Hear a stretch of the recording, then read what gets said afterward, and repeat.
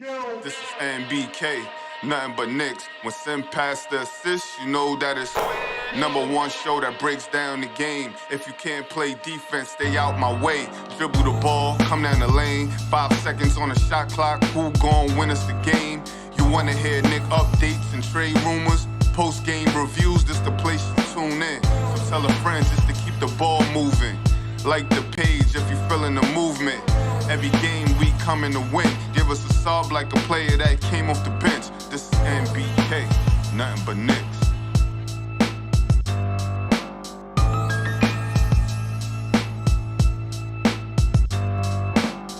Knicks family, what's poppin'? Good afternoon, I guess, since it's about 12:08.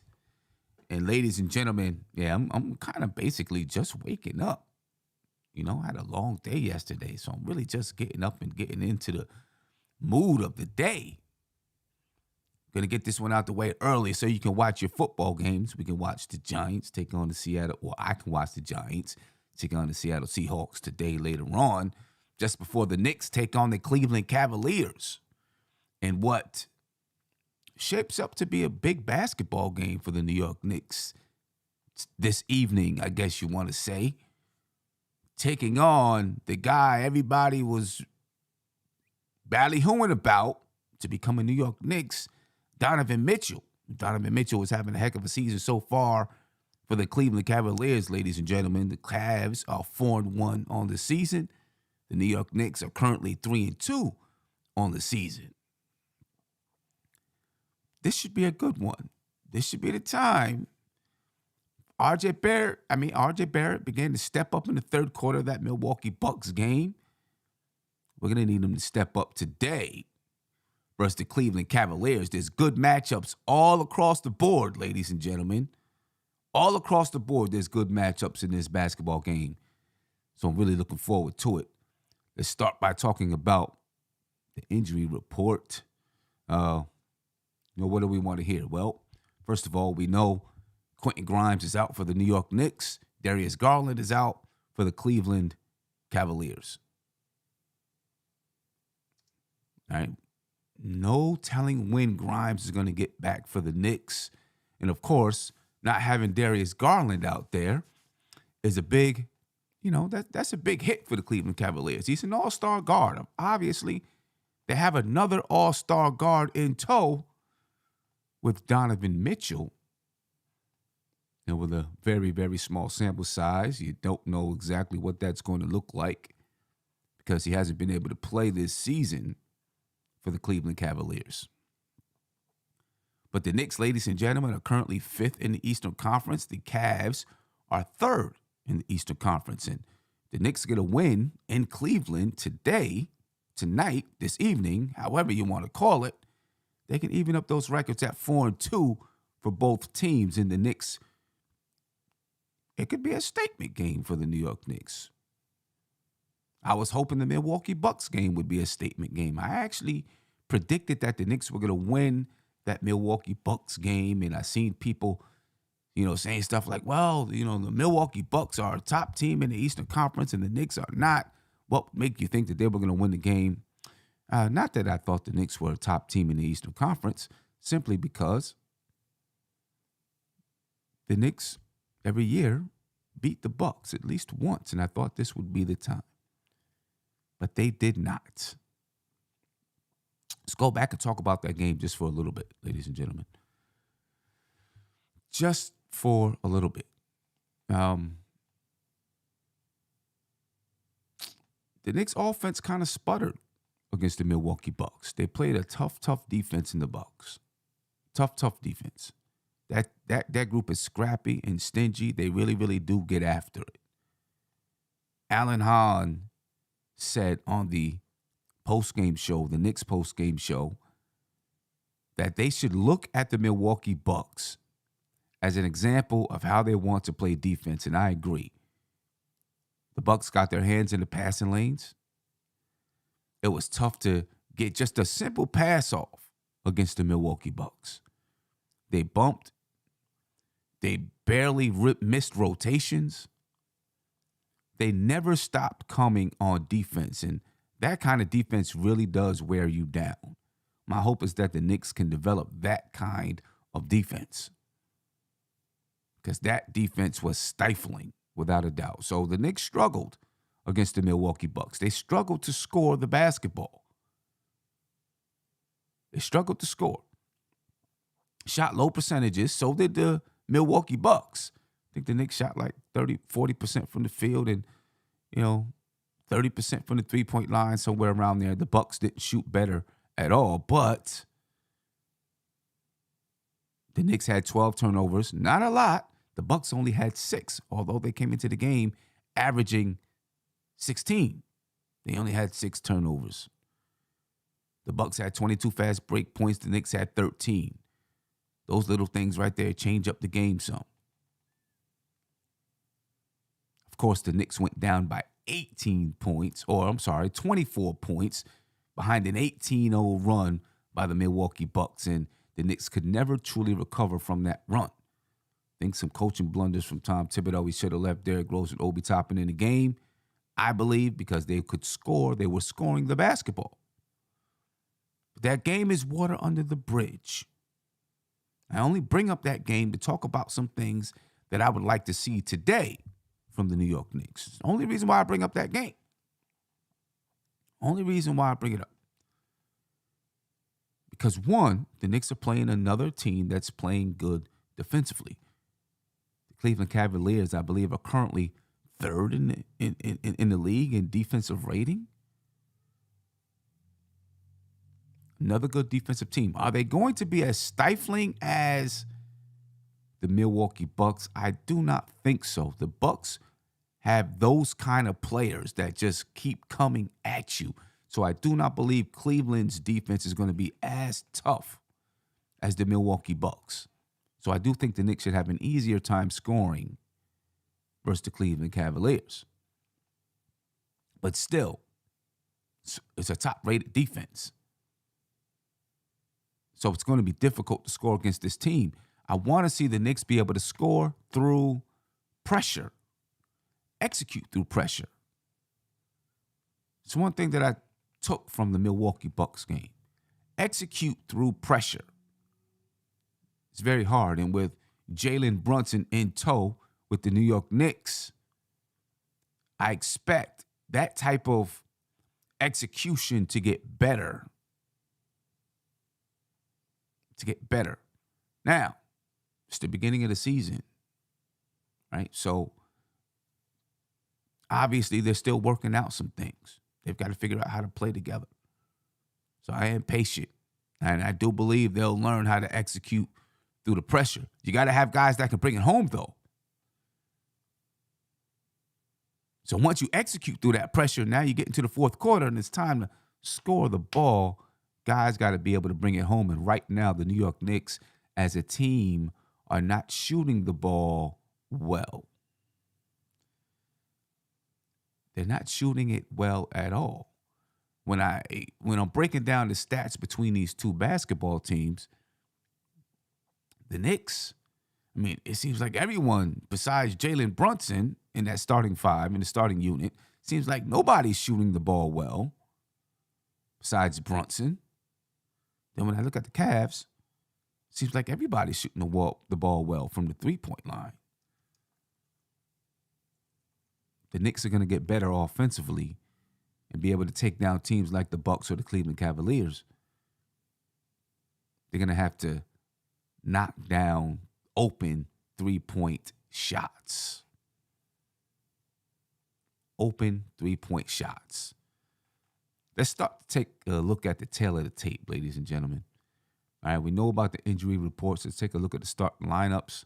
For the New York Knicks, you got Jalen Brunson, Evan Fournier, RJ Barrett, Julius Randle, Mitchell Robinson.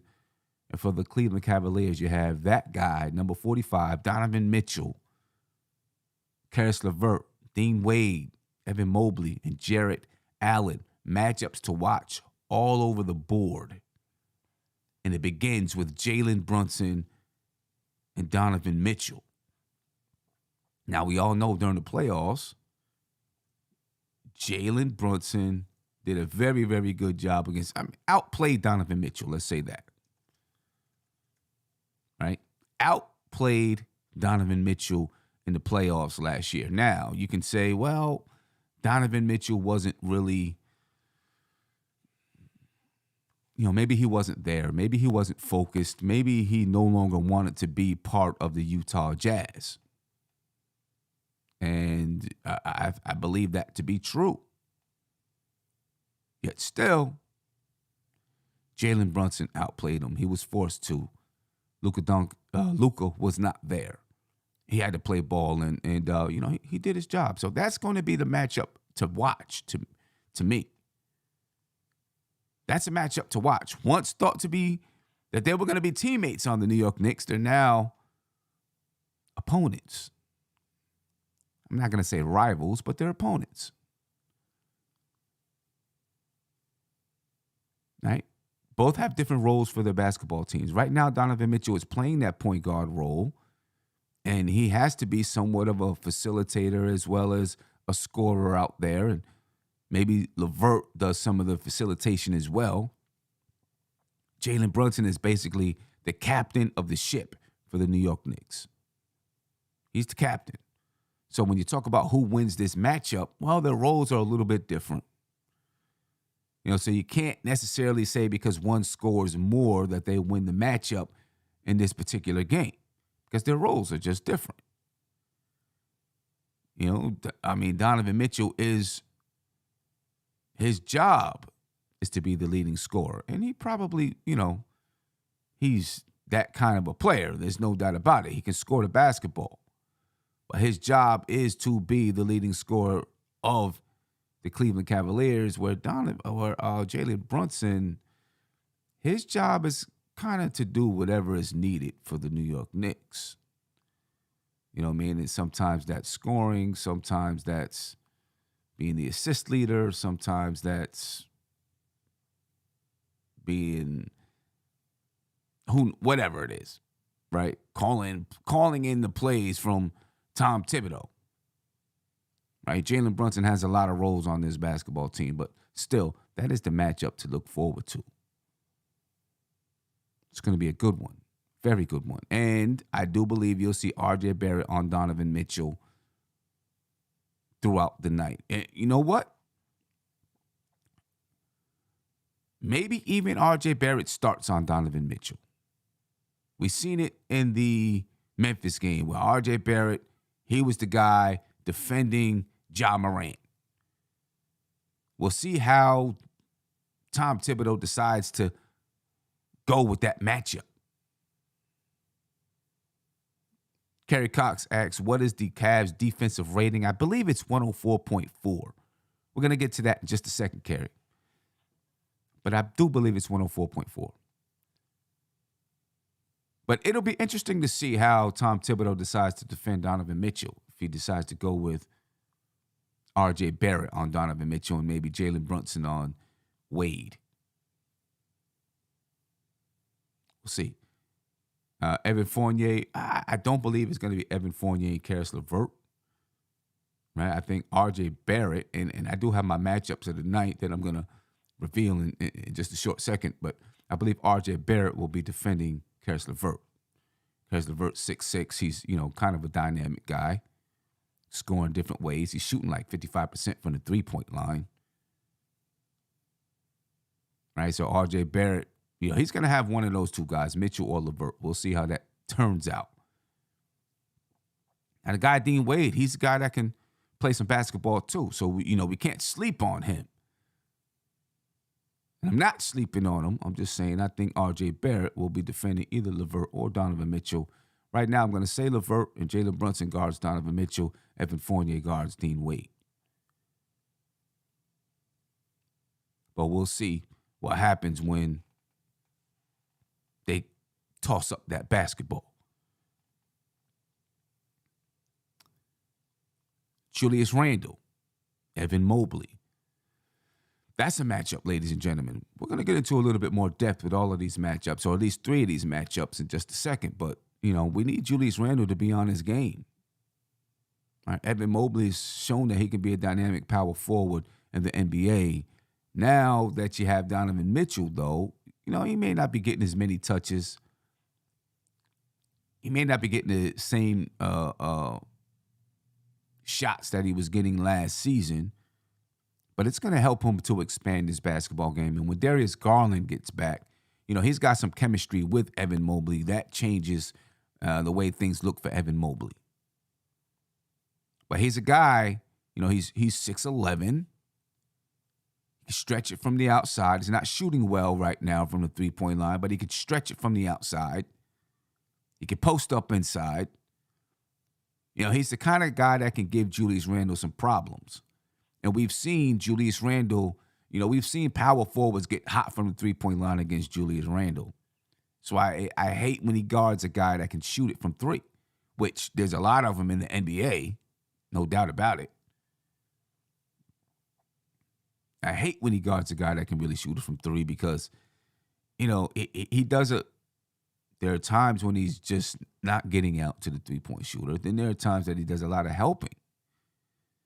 And right now, our perimeter defense isn't great. So it means that R.J. Barrett, Julius Randle, Mitchell Robinson, they're helping out a lot to cut off that guard penetration, which means their guys are open from the three-point line. And there's a lot of scrambling right now from the New York Knicks to guard that three-point line. Because we're allowing guard penetration. So far this season, the Knicks have allowed a lot of guard penetration. I don't have the exact numbers. I'm going by the eye test.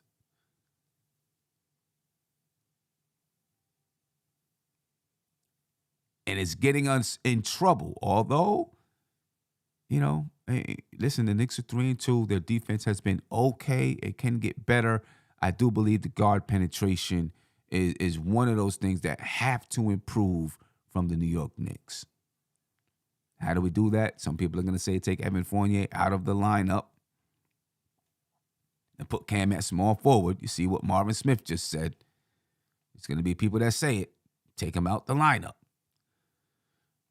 Tom Thibodeau, he's gonna test this out for about 20 games. There's no doubt.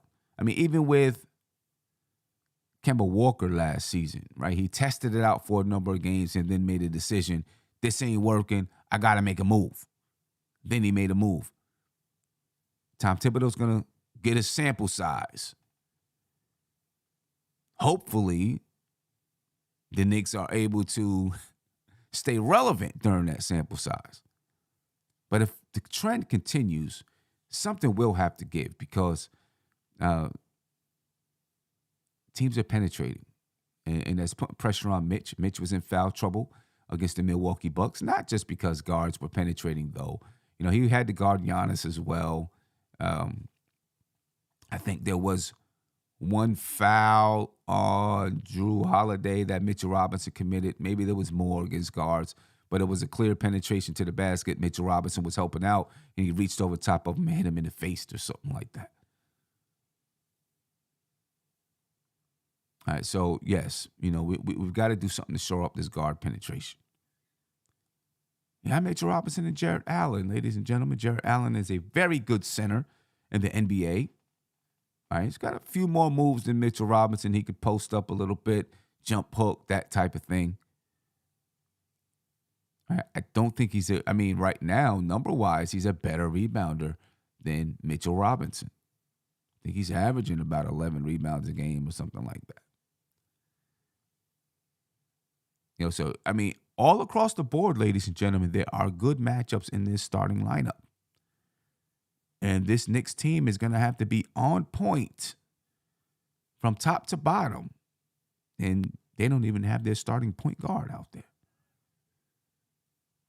Jarrett Allen, just getting back to Jarrett Allen, he is averaging 13 points and 11 rebounds per game.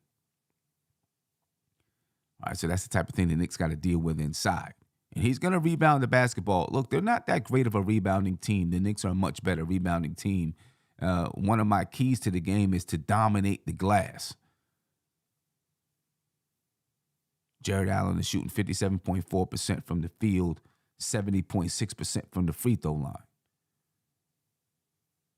That's a matchup that Mitch has got to really pay attention to. Don't let Jarrett Allen get off crazy.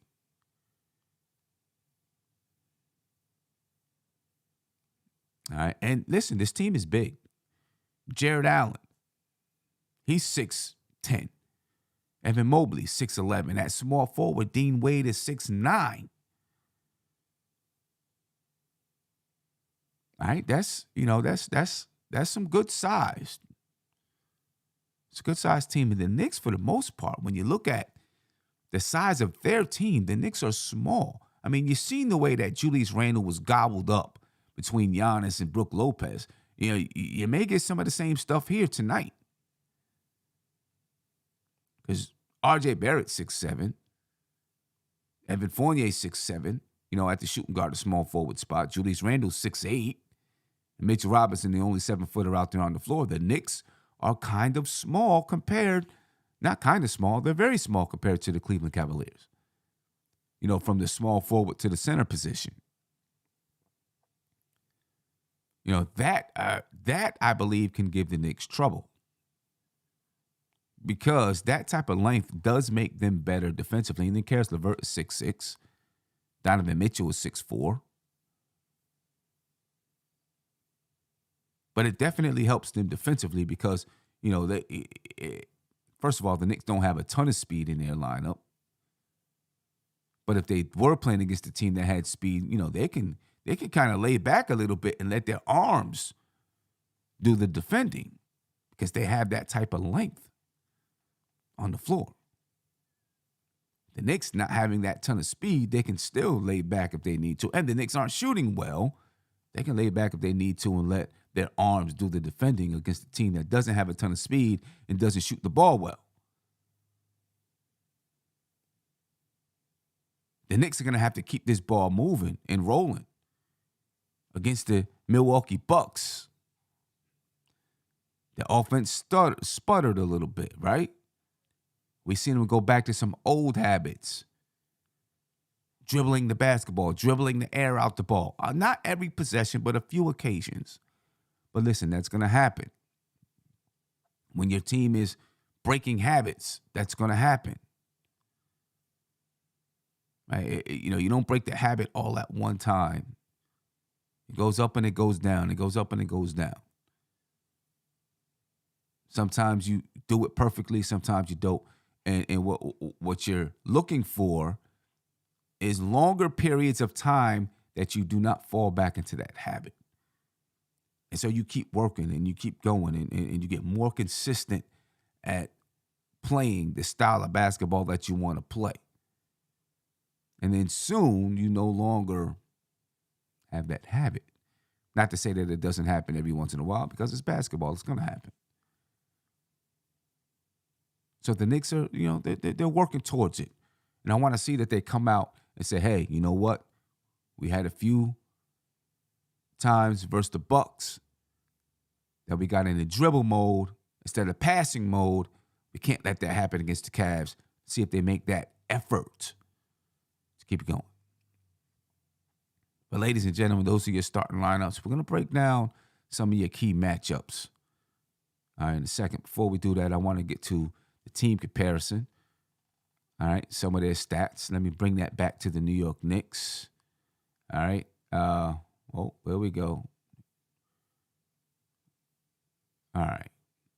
The New York Knicks, ladies and gentlemen, are averaging 119 points per game, 119.8 points per game. All right. Now, they went into the Milwaukee game averaging 122 points per game. Obviously, the offense sputtered a little bit. They're at 119.8 points per game. Some of that is skewed because of 2 overtime games. All right, but I do believe that this team can average between 115 and 120 points per game. They're averaging 50.8 rebounds per game, the New York Knicks are. I think the Cleveland Cavaliers are averaging 43.8 rebounds per game or something like that. The Knicks should be able to out-rebound this team, and I think they will need to out-rebound this team.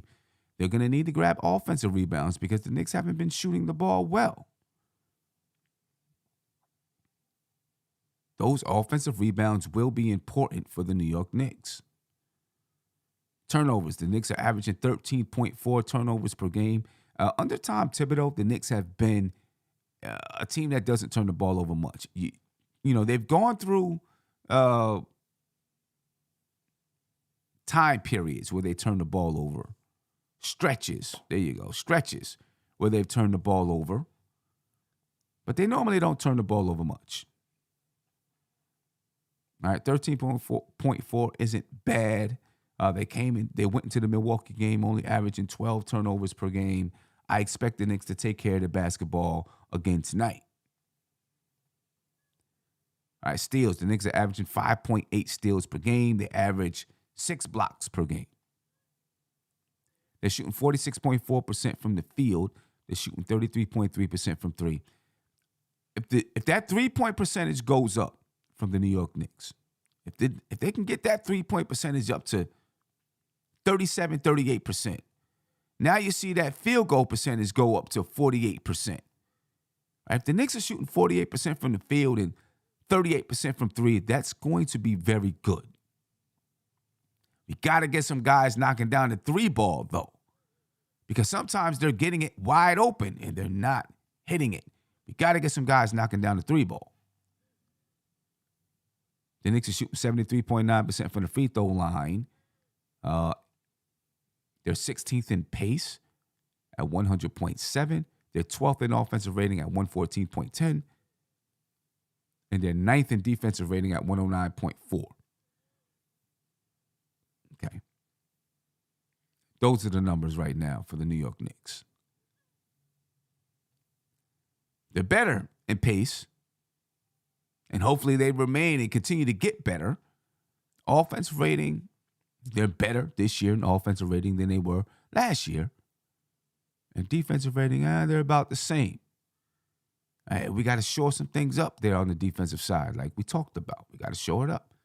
For the Cleveland Cavaliers, they're averaging 117 points per game, 43.8 rebounds per game, 23.8 assists per game. They average about 15.4 turnovers, 6 steals, and 4 blocks. They're shooting 48.1% from the field and 41.7% from three. Ladies and gentlemen, please, New York Knicks, please, guard the three-point line. Do not let this team get off from that three-point line. Because if we do, we're going to be in trouble. We cannot let this team get off from that three-point line. 41.7%. They're shooting 80% from the free throw line. Now, they're a team that is playing a half-court game at the moment. Donovan Mitchell, Evan Mobley, Karis LeVert, half-court guys. So they're 27th in pace. Still, top 10 in offensive rating at 115.8. And their defensive rating, ladies and gentlemen, third in the NBA at 104.4. This is a team that can score the basketball, 117 points per game. They can play defense. And apparently they want to slow the game down. They want to slow down this game. We've seen what happens when the New York Knicks play a slower game. It's not good for them. Last year, they played a slow game. They couldn't score the ball for nothing. The Knicks are not a high percentage shooting team. Now, they're shooting better this year than last year from the field. We'll see, can they get that three-point percentage up? But when they play a slow, methodical game, historically, under Tom Thibodeau, it hasn't really worked on the offensive side. Now, the first year that Tom Thibodeau was here, the Knicks went to the playoffs. It was primarily because their defense was tough. And they did just enough on the offensive side to be able to win basketball games. Played a slow game, slow, methodical game. They're trying to change that. The Cleveland Cavaliers, they got a guy that can put up 30 every night, or who is putting up 30 every night. Right, so they're okay with playing this pace because they're still putting up point production. And they probably want the Knicks to play this pace as well. The Knicks can't fall into that trap. They've got to play at their pace. They got to control their pace. Stay with playing at space and pace type of game. Although, the space, is kind of right now because of the shooting. But just stick with it. Just stick with it. Stick with it. All right, let's take a look at some of the key matchups, ladies and gentlemen. I know we looked at the lineup of players, but the key matchups to the game, the key players that I feel are going to impact the game the most. Jalen Brunson and Donovan Mitchell, you know about it already. Jalen Brunson is coming into the game averaging 18.6 points per game, 4.2 rebounds, 7.2 assists for Jalen Brunson. And you know what? I had said that I thought Julius Randle would continue to be the assist leader for the New York Knicks. And I'm wrong, ladies and gentlemen. I think it's going to be Jalen Brunson from the way I see things are playing out. And that's good. That's good. He's shooting 48.6% from the field and 38.1% from three. One of the few Knicks who are really shooting the ball well from the three-point line. There's only a couple out there. He's also shooting 77.3% from the free throw line. Donovan Mitchell, so far, is having a heck of a season. 31 points per game, 4.8 rebounds, 6 assists. He's shooting 47.8% from the field and 40.5% from the three-point line. Ladies and gentlemen, right now, these are his average numbers for the season. We can't let him get off and drop 40 on us. So, Jalen Brunson will need some help. No doubts about it. You're going to have to switch defenses on him. You're going to have to throw different guys at him. Maybe you do use Deuce for a little bit in this game. Just to throw a different look at him. Throw somebody who you can afford to, lose a couple fouls to play a physical type of game. Put your body on Donovan Mitchell a little bit. Deuce can do that. R.J. Barrett's going to defend him some. Maybe even Cam Reddish in some lineups defends him. And see if his length can impact Donovan Mitchell. You're going to have to throw some different guys at him. Just make him think out there. Jalen Brunson, listen, he's played against him a bunch. So I'm sure he understands what he needs to do against Donovan Mitchell. Right? But we also need Jalen Brunson to be able to hit some big shots down the stretch of the game, to be able to make plays for us down the stretch of the game. So if we can use different guys on Donovan Mitchell throughout the game, we can save some of that energy, help Jalen Brunson save some of that energy. You know what I mean? Help Jalen Brunson save some of that energy. But you see the matchup between the two, again, like I said earlier, they do different things for their teams. So we can't just look at the point production and say, oh, yeah, Donovan Mitchell's going to win because of point production, because I don't think that tells the story. Jalen Brunson is the captain of the ship for this basketball team. He holds it together. So you have to factor in what Jalen Brunson does for this team when you look at who wins the matchup. So with what Jalen Brunson does and what Donovan Mitchell does, unless Donovan Mitchell goes for 45, if Donovan Mitchell stays at his average, maybe 30, you can take it up to 35 or 25 or something like that. Anywhere between 25 and 35, you say he's probably at his average. And if he stays at his average and Jalen Brunson does his average, I'm going to say it's a wash only because Jalen Brunson's role is different on this team. Now, if he goes for 40, well, then what's up. You go, if he goes crazy against the Knicks tonight, then you know who won the matchup. But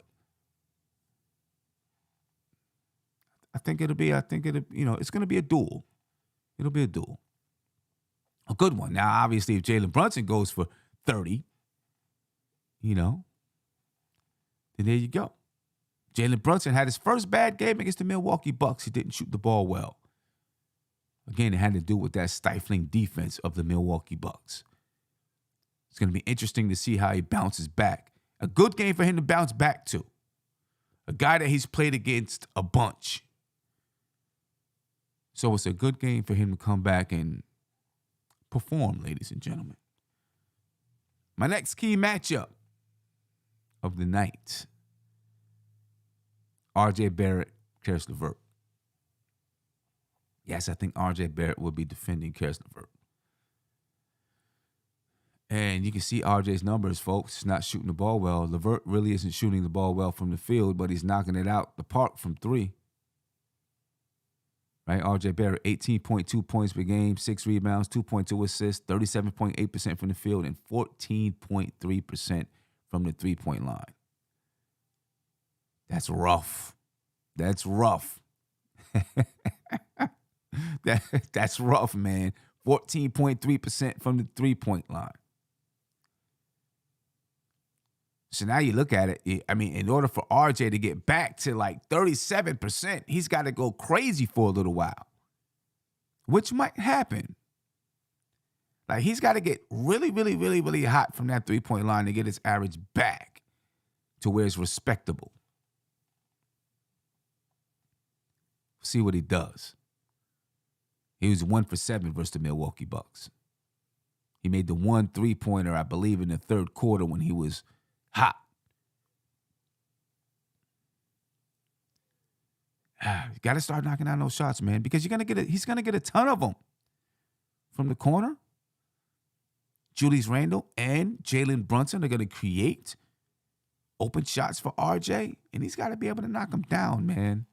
He's got to knock them down. If RJ is shooting just 30% from the three-point line, he's averaging 21 points per game. He'll get it up, though. I believe it. He'll get it up. Karis LeVert, he's averaging 17.4 points per game, 3.6 rebounds, 6.4 assists. He's only shooting 37.9% from the field, but he's shooting 55.2% from the three-point line. 55.2% from that three-point line, ladies and gentlemen. That means he's not making layups. I mean, he's shooting 37.9% from the field and 55% from the three-point line. He's not making layups. He's not making mid-range shots or anything. It's kind of crazy. Karis LeVert, he's taking 13.2 shot attempts per game. 5.8 of those shot attempts are three-pointers. So about 8, he's still taking about 8 shots, from your layups to mid-range. He's clearly not making them. That doesn't mean we're going to give him open layups, though, because you don't want him to get hot. But we got to guard that three-point line. He's making 3.2 three-pointers per game, ladies and gentlemen. Karis LeVert is. And he's shooting 80.8% from the free throw line. So he is getting to the line, and he takes about 5.2 attempts per game from the free throw line. So, RJ Barrett's got to do a good job guarding the three-point line versus Karis LeVert. Still not letting him, you're not going to let him get layups. Don't let him go back door. I believe it's going to be RJ guarding Karis LeVert. I do. I think Evan Fournier probably guard Dean Wade. So this is one of those matchups to watch, in my opinion. Watch this matchup. Then the next matchup, Julius Randle and Evan Mobley. We could have also we could have thrown Mitch and Jared Allen out there as well. But I think this one is probably more key. Julius Randle, 19 points per game, 9.4 rebounds, 2.8 assists. He's shooting 44.7% from the field, 27.3% from three, and 77.8% from the free throw line. I don't expect Julius Randle's three-point shooting to go up anymore. Maybe he gets up to 31 or 32%. I'll be happy if he gets up to 32%. I really will. He's just not a three-point. He's just not a consistent three-point shooter. And I don't expect that to change. against Evan Mobley, it's going to be tough for Julius Randle to score, I think, because Evan Mobley is long. He's 6'11". He's 6'11", so taking him inside is going to be difficult for Julius Randle because Randle, he's 6'8". He's strong. He's a Brahma bull. But he doesn't have a lot of reach. Right? Doesn't have a lot of reach. So, yes, he can use his power to back down Evan Mobley, but can he score over top of Evan Mobley? Now, can he use some of his footwork skill to get Evan Mobley in foul trouble maybe a little bit? We'll see. We'll see. But I think it's a difficult matchup for Julius Randle. I think he'll put up his numbers, but it's not going to be easy for him. And this is a time when I think you got to keep Julius Randle on the move. Randle, you get the ball, just go coast to coast and try to score it if you can. Right? Put that kind of pressure on Evan Mobley instead of trying to do it in the half court. Too much length down there. If you're trying to get inside, you got Jarrett Allen, Evan Mobley, and Dean Wade to worry about because he's 6'9". All three of those guys taller than Julius Randle, who's 6'8". I said you got to keep Randle on the move, in my opinion. Get him moving to the basket. That really puts pressure on the rim, puts pressure on Allen and Mobley and Dean Wade to try to block his shot or take offensive fouls or whatever it is. Right, so get Randle on the move, and I think the Knicks can be effective that way and put pressure on Evan Mobley. If we rely on just the post up or rely on Randle to take him from the outside, Randle's not really scoring or knocking down threes. He is scoring in the mid-range, though. That little turnaround baby jumper has been working for him. You can't depend on it every single night. Not from Julius Randle, in my opinion, because, he's not that kind of guy. Some players, you can depend on it every single night. I don't think he's that kind of guy. It's been working for him so far this season. And you'll probably see him use it tonight against Evan Mobley because of Evan Mobley's length. Randle go in, bump, spin back, fade a little bit, pull that little jumper. But let's keep Julius Randle on the move. Evan Mobley, 15 points. 5.8 rebounds, 2 assists. He's shooting 57.7% from the field and 33.3% from the three-point line, shooting 77.3% from the free throw line. Listen, Julius Randle, you got to get out to the three-point line against this guy because he can shoot it. He's only shooting 33.3%, but, that's not bad. He only takes 1.2 three-point attempts per game, though. But let's not test them. And that's going to be hard to do because Donovan Mitchell can break down the defense, which means Julius Randle is going to have to help. And that also means Evan Mobley could be open from that corner three on multiple occasions. And if Donovan Mitchell kicks it out to him, he's going to let it go. And I don't want that to happen. So I'll be watching for that tonight. How do we defend it? First of all, if we can just stay in front of Donovan Mitchell and not let him break down the defense, we can cut off some of those open corner shooters. Dean Wade can shoot it from the corner. Evan Mobley can shoot it from the corner. We don't want these guys getting off. We can stay in front of Donovan Mitchell at least a little bit. Make him have to pull up mid-range shots. He can hit those too, I know, but make him have to pull them up. Make him shoot that. Evan Mobley can post up a little bit, which is a little bit of trouble for Julius Randle because, he can shoot over top of Julius Randle. Now, one thing to throw out there is maybe maybe Tom Thibodeau uses Mitchell Robinson on Evan Mobley because Jarrett Allen is going to play inside. He's like, he's 6'9", 6'10", so maybe the size matchup is a little bit better for Julius Randle if Randle's playing Jarrett Allen. And I'm sure they can switch a little bit. I mean, we've seen Mitchell play, Giannis, and he played him out on the perimeter a little bit. Didn't go that great for Mitchell Robinson.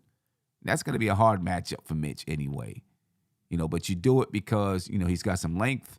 Mitchell Robinson does. He's got some length. It helps to guard Giannis a little bit, but you kind of expect that Mitchell Robinson is going to get in foul trouble against Giannis. Evan Mobley isn't Giannis.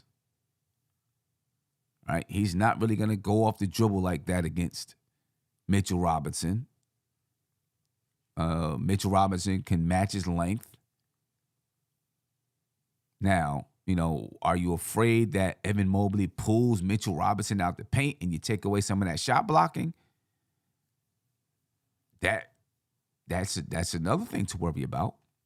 Because then if Donovan Mitchell is on the opposite side of the floor and he penetrates the basket, who's going to affect the shot? But it is a thought. Will we see Mitchell Robinson defend Evan Mobley? If not all night, I don't think it'll be all night long, but I think you will see him defend him in some instances. And maybe it could prove to be effective. We'll see how that works out. But if Julius Randle is defending Evan Mobley, try hard to not let him catch the ball in his spots. How about that? Right? Don't let him just get to his spot in the post and demand it. Don't let him get to that spot. Battle so he doesn't get to that spot. Make it tough. Make it tough for the guard to get the ball to him.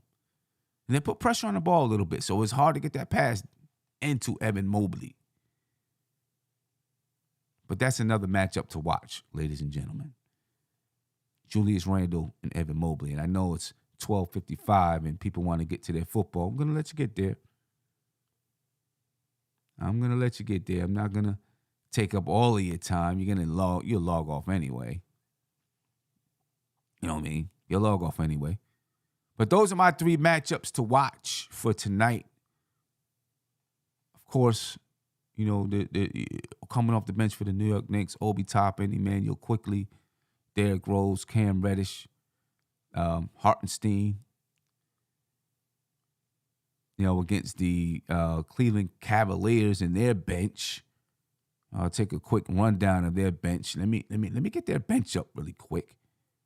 All right, and I'll get a rundown of their bench. And then after we do that, take a look at the keys to the game. Then I'll let you get to your football, ladies and gentlemen.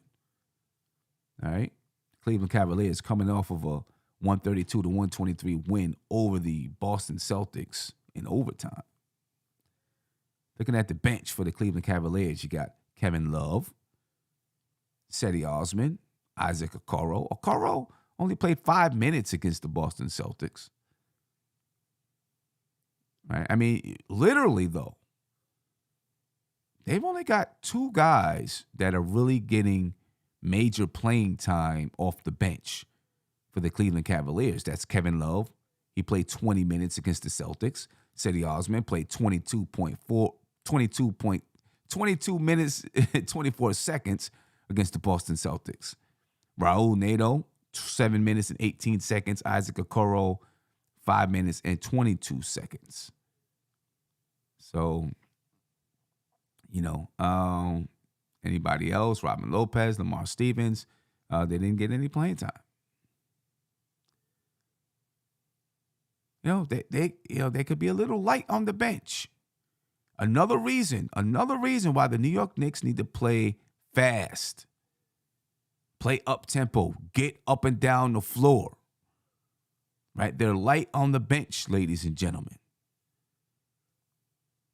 All right, and this has been basically all season long that you only got a few guys getting playing time, real playing time for the Cleveland Cavaliers. Now, if they know the Knicks want to run and push the ball, then they may try to play more guys. But you got 7 guys that's really putting in minutes for the Cavaliers. So in my opinion, use that depth. This is the night to really use your depth. Push the basketball. Get up and down the floor. Make them have to run. See if in the fourth quarter they have legs. Make them have to move it. Let's take a look at my keys to the game, ladies and gentlemen.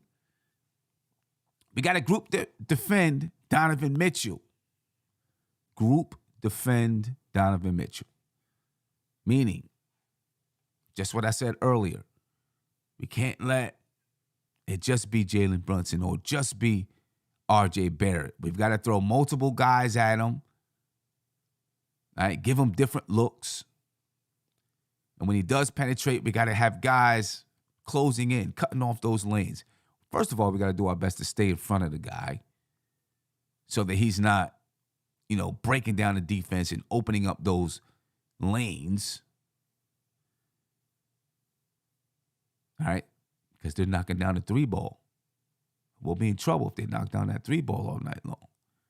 So we got to group defend Donovan Mitchell. Defend the 3-point line. Ladies and gentlemen, they got guys shooting the 3 from all over the floor. All over the floor, they're knocking down the 3. And as a team, bring this back up real quick because I don't remember exactly what it was. As a team, they're shooting 41.7% from the 3-point line. We got to defend these guys. We can't let them get off and go crazy or we'll be in big trouble. All right, let me get my keys to the game back up there. There you go. So we really got to defend that 3-point line, have strong closeouts, try to keep guys out the paint so it doesn't open up that 3-point line. Take advantage of turnovers. They turn the ball over 15, little over 15 times per game. They turn the ball over. We got to get out and score.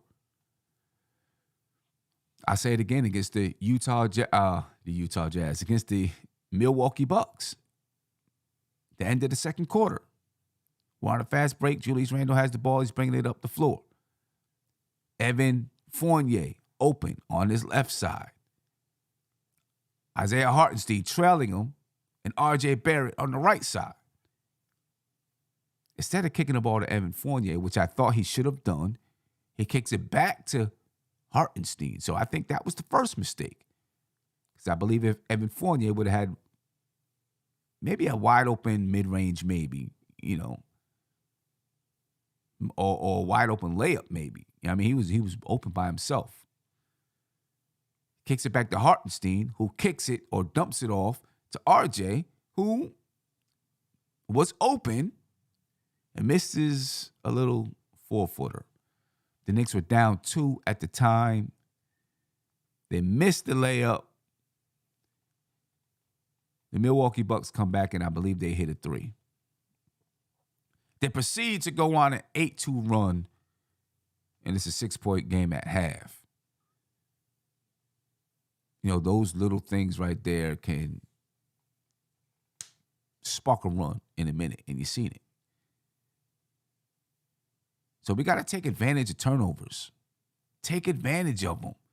You got to make the team pay. They turn the ball over, make them pay. Especially for the New York Knicks. The Knicks only had 13 fast break points against the Bucks. If we make this team turn over, take advantage of it. Continue to share the ball.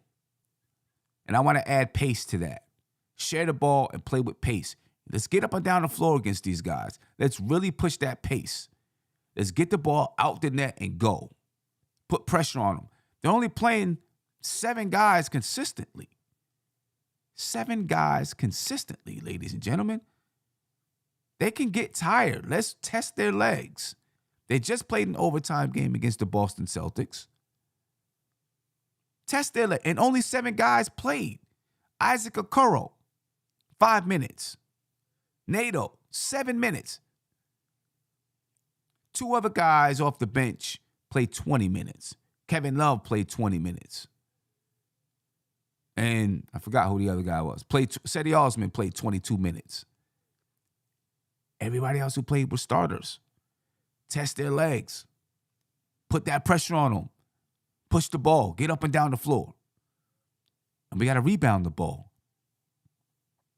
If we're not making shots, we got to grab offensive rebounds and put the ball back in. And if we're going to push and put pressure on their defense, we got to grab defensive rebounds, get the ball up the floor. Rebounding is going to be critical in this game. They're not a great rebounding team. We're a better rebounding team, but we need to dominate the glass.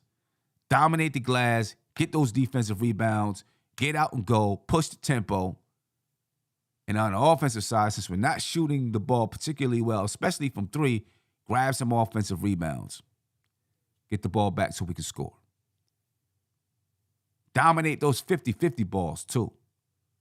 I don't think we've been great at doing that this season. Other teams have been just a step quicker than us at getting to the loose basketball. Dominate the 50-50 ball. You know what I mean? Those 50-50 balls are critical to winning a basketball game, ladies and gentlemen. But anyway, I'm going to head up out of here. I appreciate your time. All right, I'm going to let you get to some football. Then at 6 o'clock, we'll watch the Knicks game. We'll be back here about 8:45 doing the postgame show. All right? I appreciate your time, ladies and gentlemen. Be easy. Enjoy your day of sports. And I'll talk to you later on. Peace. This is NBK, nothing but Knicks. When Sim pass the assist, you know that it's #1 show that breaks down the game. If you can't play defense, stay out my way. Dribble the ball, come down the lane. 5 seconds on the shot clock. Who gon' win us the game? You wanna hear Nick updates and trade rumors? Post-game reviews, this the place you tune in. So tell a friend just to keep the ball moving. Like the page if you feeling the movement. Every game we coming to win. Give us a sub like a player that came off the bench. This is NBK, nothing but Knicks.